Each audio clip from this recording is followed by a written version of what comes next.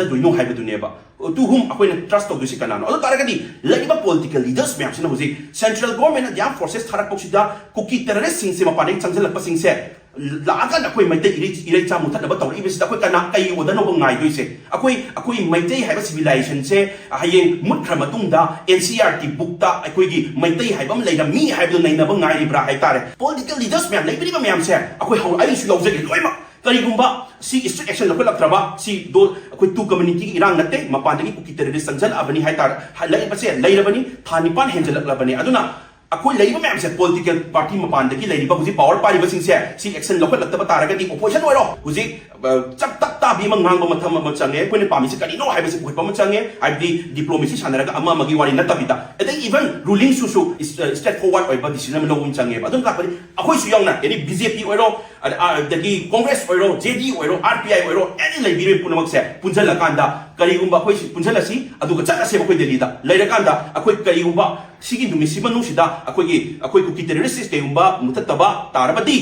अखोइ नोइगी political party मैम से मणिपुर आमदा खोंदा हलोइसे कोई हाइरसेबा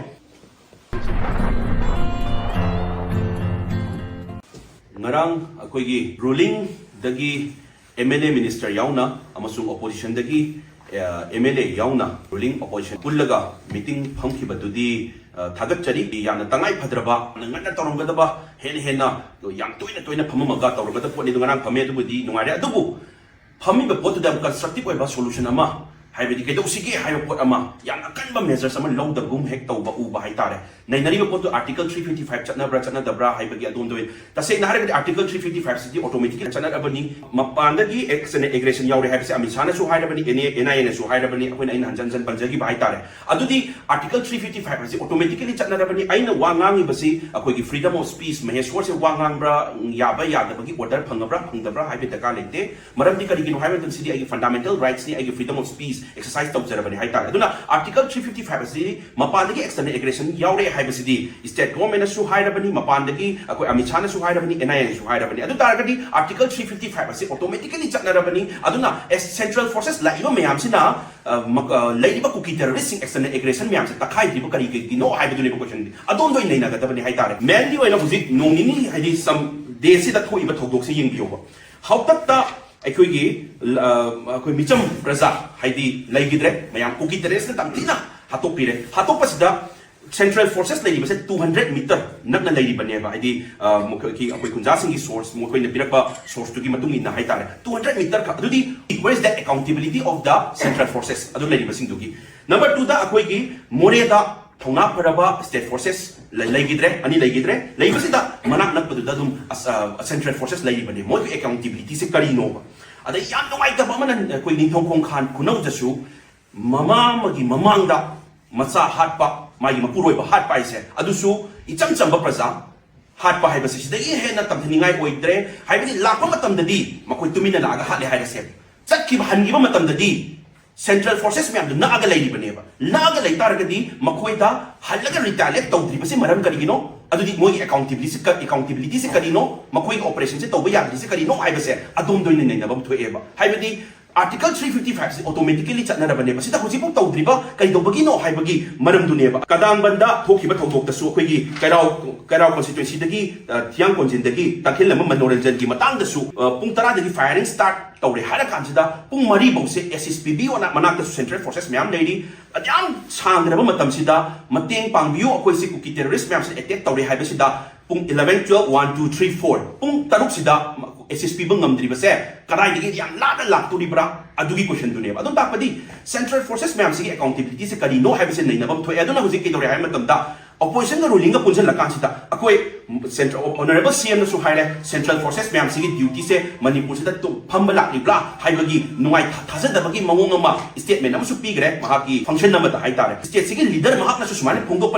लैरबनिना लैरिबसे कनादा कोइना थाजदोइनो हाइबदुनेबा टू हुम अकोइना ट्रस्ट तौदुसि कनानो अदु तारगदी लैरिबा पॉलिटिकल लीडर्स मैम से हुजि सेंट्रल गवर्नमेंट या फोर्सेस थारकपसिदा कुकी टेररिस्ट सिंग से मपाने चंगजलपसिंग से laga akoi maite ire cha mutha ba tawri bisi akoi kana kai oda no ngai doi se akoi maite haiba civilization se hayeng mutra matung da NCERT book ta akoi gi maite haiba leira mi haiba nei na ba ngai bra hai tare adugi NCERT book tu da akoi maite ko ba civilization ma leira mi haiba do adugi pot to bo ngai bra ba mut ki ba ngai bra haiba dunia ba aduna takpadi political leaders myam leibri ba myam se akoi hau ai su lawje loi ma Karigumba, si strict action local traba, si do two community irang nate, mapandagi kuki terrorist sanjal abani haitar, halai pase, lairabani, Thanipan Hengel Labani, Aduna, Aku labor ma'am said political party mapandagi, lady Babuzi power party was in si action local Tabataraga, opposition or chap tap bimang mango matamachange, Kai, Aquin Pamis, no habits with Pamachange, I the diplomacy Shanaraga, Amamagi Natavita. And then even ruling Susu is quick Achoba is straightforward by the cinema Winchange, but don't happen. Aku young, any BJP or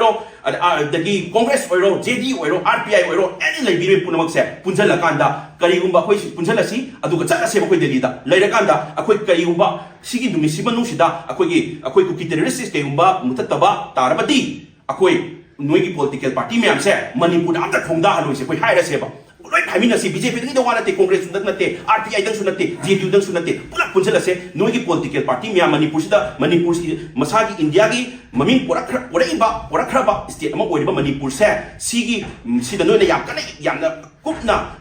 Kanaba Yodrabanina, Yodena Kanjare, Yodrabanina, Queen Manipur Sida, no political party, Amata Konda, La Loina Hibase, Quit Plap Himina Seba, a quite hygienic body, Adu the Makoi say, Adu strict action, local at the Priyan say, local at the Tabatari, Makoi Anta Konda, La Reba, Adu for a strict action, Lomina Seba. Sidangatangi, a quick ascension Nainaraga, quick ascension Nainaraga, meeting Tau Kren, no Arakabani, no meeting Tau Krena, a quick ascension Nainaraga Legacy to us Seba, out of Pudu was Seba, a quick Mamsigi, a quick Rezagi, Mutanaba, a quick civilization, Mutanaba say, out of Punjala Seba, Lady political activists put them up Haitare. Lady Narani Kanaba do the shop when you're winning Bamasu, Yaquina, Yaquigi, Su with the Masana, Su with the Canadian about Tazare, Su City, Thanipan Hengela Pasida, Sugi ground rules, and I violate or have a Kangabadi cookie militants in Sigi. Aduna, Su City, Evergate, this is must the central government again, though the Basunya, Royce with Tamadabani, Yakim Malabani. At the same time, Chin cookies in Sigi. The Mamuque Pangum talk them the Pangiba scheduled tribes here. Makoi listing, delisting to Bulapopase, Mapandagi, Nahan Central Tribal Affairs Minister, the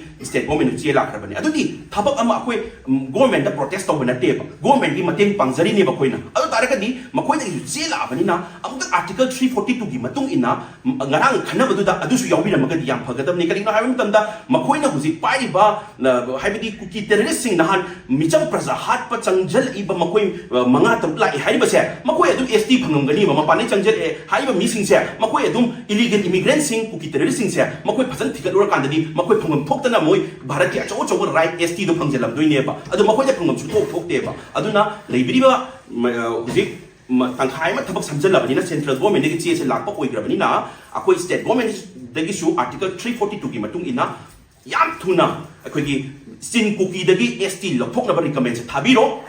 Su Lapok Nabagis, Taction Bureau, Adu